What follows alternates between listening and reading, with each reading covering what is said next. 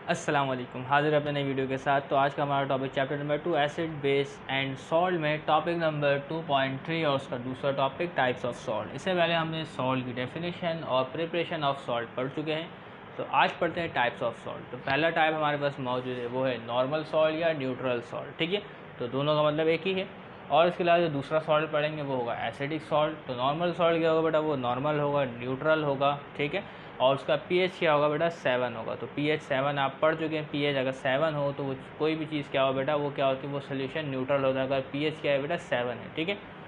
اور اسی طریقے سے بیٹا اگر کوئی سالٹ ہمارے پاس ایسیڈک سالٹ ہے، ٹھیک ہے، تو اس کا پی ایچ کہاں پہ ہوگا، 0 سے لے کے 7 کے درمیان ہوگا، ٹھیک ہے، تو تبھی تو نام اس کا ایسیڈک ہے۔ اسی طریقے سے اگر ہمارا بیسک سالٹ موجود ہے تو اس کا پی ایچ کہاں سے کہاں تک ہوگا، تو بیسک کی جو رینج ہوتی ہے وہ کیا ہوتی ہے بیٹا، پی ایچ رینج ہوتی ہے 7 سے لے کے 14 کے درمیان، ٹھیک ہے، ان کے درمیان موجود ہوتی ہے۔ تو آج پڑھتے ہیں فردر کہ نارمل سالٹ کیا ہے، ایسیڈک سالٹ کیا ہے اور بیسک سالٹ کیا ہے۔ تو نارمل سالٹ کے بارے میں دیکھ لیں، جان لیں کہ نارمل سالٹ کیا ہے۔ Neutral Salts are form by the complete neutralisation of strong base and strong acid. تو جو نارمل سالٹس آپ کے پاس بنیں گے وہ کس طریقے سے بنیں گے بیٹا، کمپلیٹ نیوٹرلائزیشن ہوگی، ٹھیک ہے۔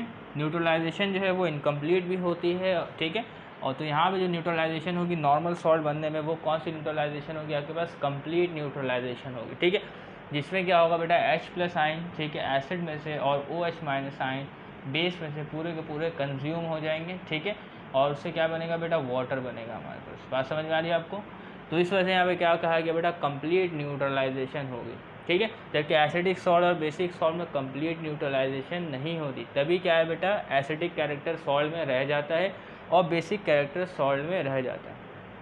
تو جب کمپلیٹ نیوٹرلائزیشن ہوگی تو سالٹ میں کوئی ایسیڈک اور کوئی بیسک کیریکٹر نہیں ہوگا، تو وہ سالٹ کہلائے گا آپ کے پاس نیوٹرل سالٹ یا نارمل سالٹ، ٹھیک ہے۔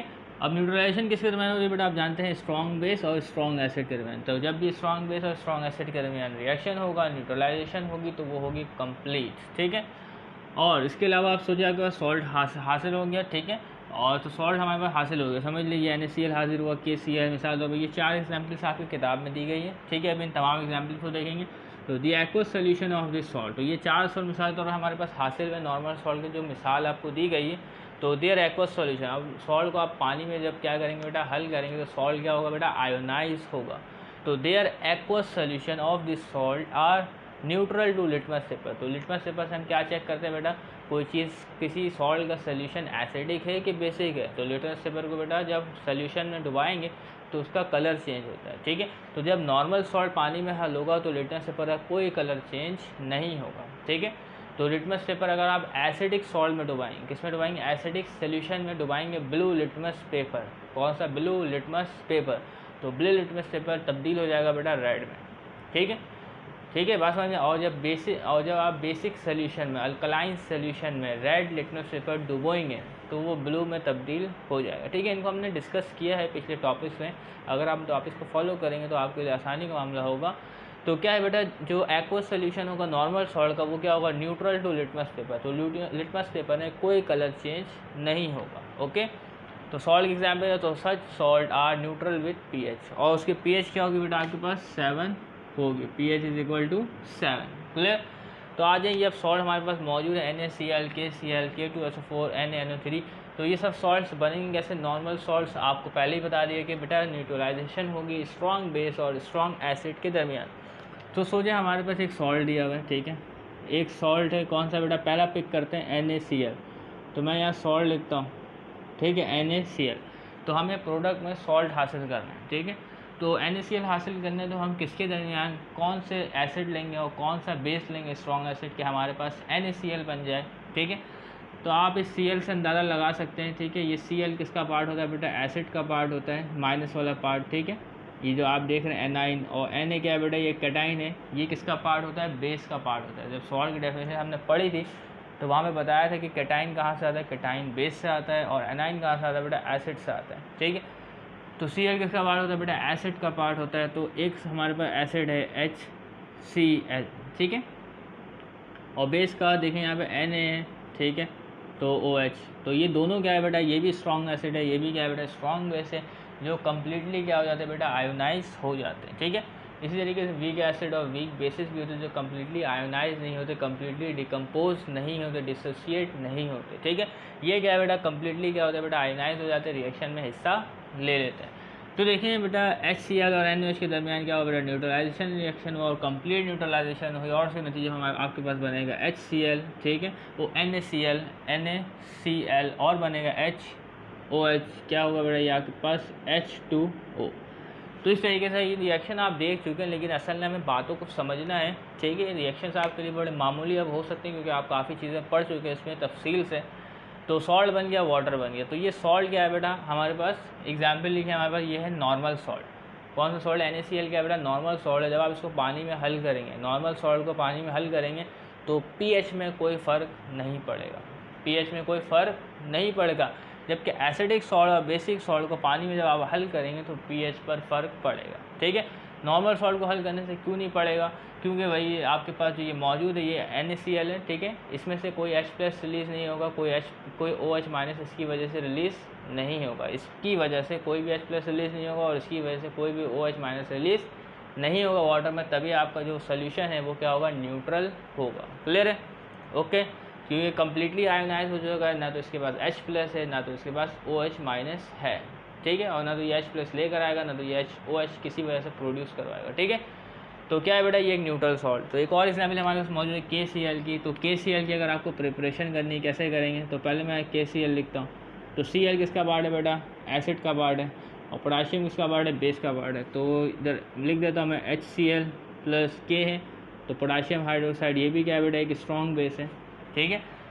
तो आपके पास क्या है बेटा, KCl के दरमियान रिएक्शन होगा तो आपके पास क्या बनेगा, KCl पोटाशियम क्लोराइड, ठीक है। और उसके साथ साथ आपके पास क्या होगा बेटा, वाटर मॉलिक्यूल्स। क्लियर। तो इस तरीके से इक्वेशन क्या है बेटा, आपके पास बैलेंस है। तो तीसरा सॉल्ट हमारे पास मौजूद है, दो सॉल्ट देख चुके हैं NaCl और KCl। तो तीसरा सॉल्ट लेंगे हमारे पास मौजूद है K2SO4, ठीक है। तो क्या है बेटा, K2SO4 मौजूद है, एक सॉल्ट है, एक क्या है बेटा, नॉर्मल सॉल्ट, न्यूट्रल सॉल्ट। तो क्या होगा बेटा, आप इसमें देखें तो हमें इसमें ढूंढना है कि ये कौन सा एसिड से मिलकर बना और कौन से बेस से मिलकर बना है। तो आसानी से ढूंढ सकते हैं। तो आप इस सॉल्ट का क्या देखें बेटा, एनाइनिक पार्ट देखें, ठीक है। एनाइन देखें, एनाइन किसके पास माइनस चार्ज होता है, तो सल्फेट है और पोटाशियम के प्लस। तो सल्फेट बेटा किससे आया आपके पास, देखें H2SO4 से आया। किससे आया बेटा, H2SO4, ठीक है। और K2 आप पोटाशियम देख रहे हैं तो ये क्या होगा बेटा आपके पास, KOH, ठीक है। बात समझ में आ रही है आपको। तो यहाँ पे अभी क्या है बेटा, अब 1 मोल H2SO4 के साथ इसके 2H+ को रिप्लेस करने के लिए हमें 2K+ चाहिए होंगे। 2H+ को रिप्लेस करने के लिए 2K+ चाहिए होंगे। तो यहाँ पे लगाएंगे बेटा 2, ठीक है। तो अब आगे बढ़ते हैं तो हमारे पास बनेगा बेटा K2SO4। तो ये रहा हमारे पास एक सॉल्ट, पोटाशियम सल्फेट, ठीक है। और बनेगा आपके पास वाटर, क्या बनेगा बेटा, वाटर। क्लियर है, इक्वेशन ये हमारे पास बैलेंस है। तो यहाँ पे हुई बेटा कंप्लीट न्यूट्रलाइजेशन, एसिड में से कंप्लीट H+ जो है वो निकाल बाहर हो गए, ठीक है। तो बन गया हमारे पास एक न्यूट्रल सॉल्ट। तो एक और एग्जांपल देख लेते हैं, NaNO3 सोडियम नाइट्रेट। तो नाइट्रेट देखिए बेटा, एनाइन कहाँ से आया, HNO3 से, सिल्वर नाइट्रेट से आया। तो एसिड का नाम लिखता हूँ मैं HNO3 और Na मौजूद है तो ये होगा बेटा NaOH। तो स्ट्रॉन्ग एसिड और स्ट्रॉन्ग बेस के न्यूट्रलाइजेशन की वजह से जो आपके पास सॉल्ट बनेगा वो न्यूट्रल सॉल्ट होगा। तो इनका रिएक्शन हो बेटा क्या, देखें NO3 और Na। तो NO3 बन गया आपके पास, ठीक है। और क्या बनेगा आपके पास, वाटर बनेगा। तो इस तरीके से क्या है बेटा, न्यूट्रल सॉल्ट के जो मामला थे वो तय पा गए, ठीक है। क्लियर है।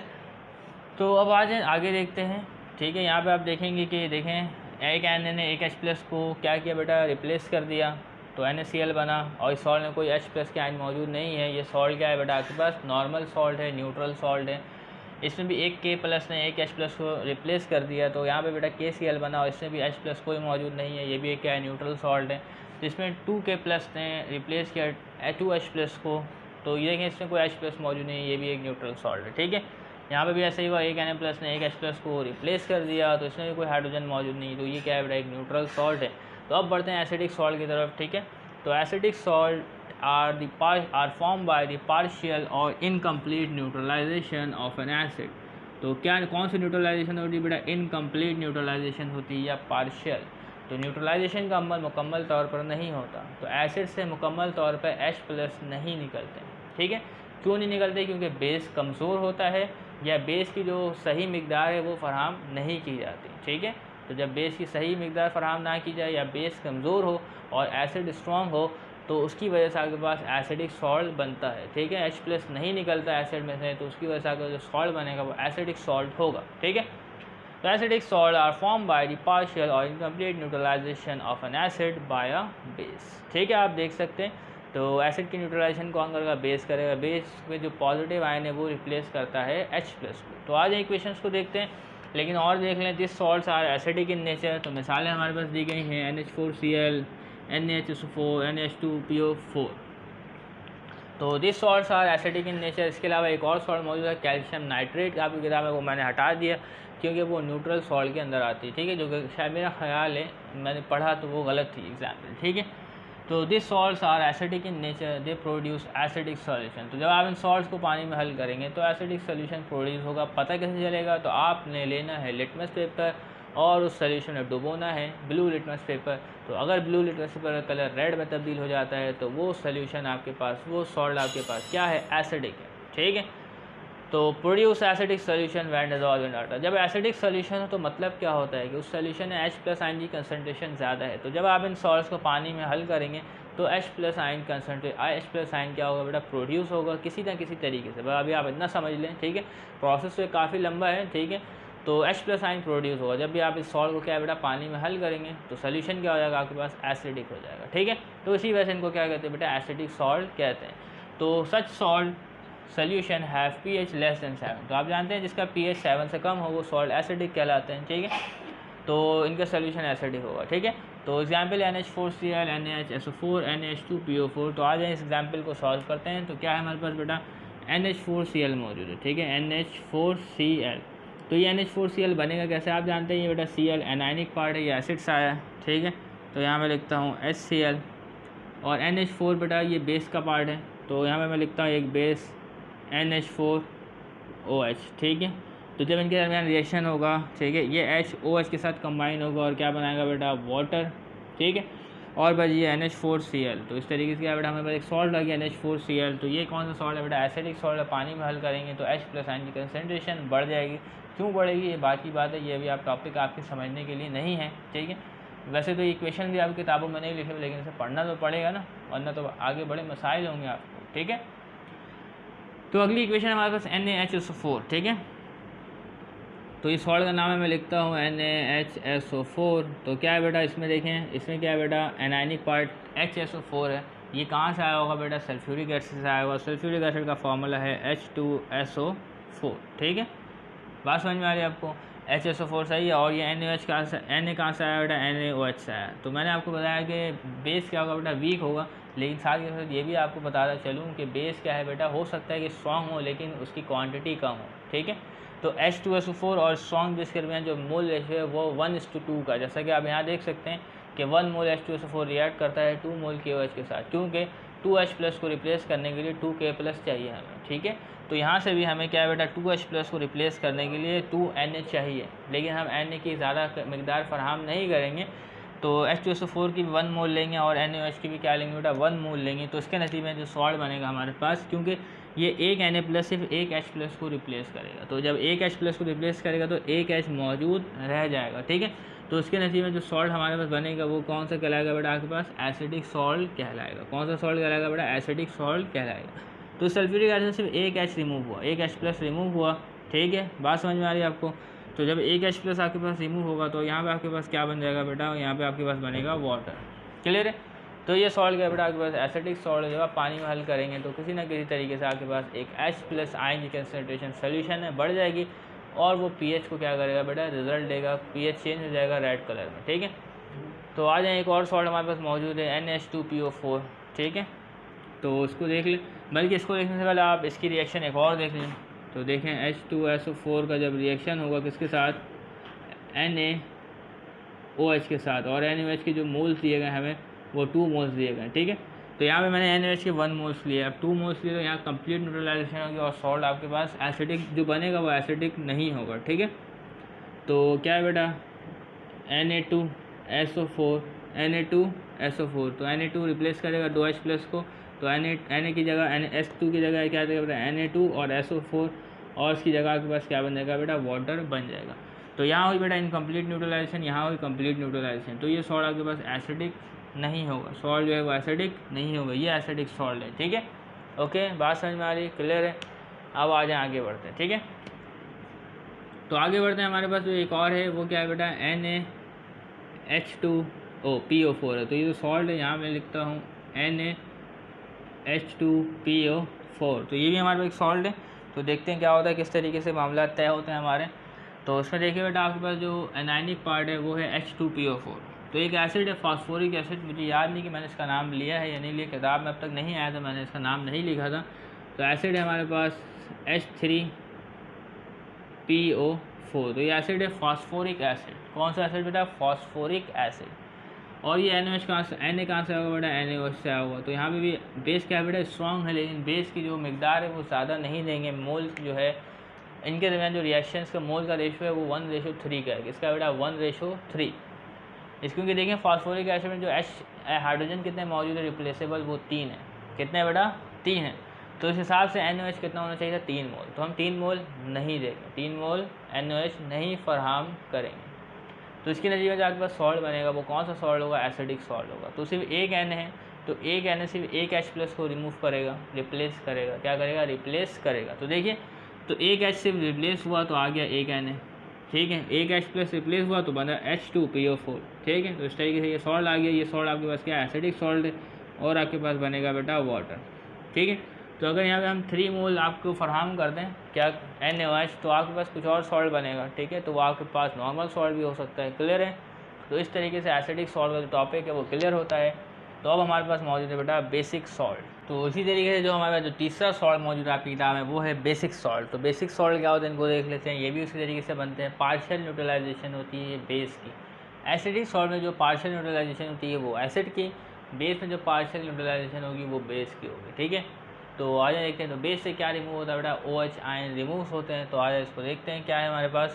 تو basic Salts are form by partial اور incomplete neutralisation of a base by N acid. ٹھیک ہے, تو دیس Salts are basic in nature. تو بیسک سالٹ کس نیچر ہوں گے بیٹا؟ بیسک نیچر کے ہوں گے جب آپ اس کو کیا کریں گے بیٹا؟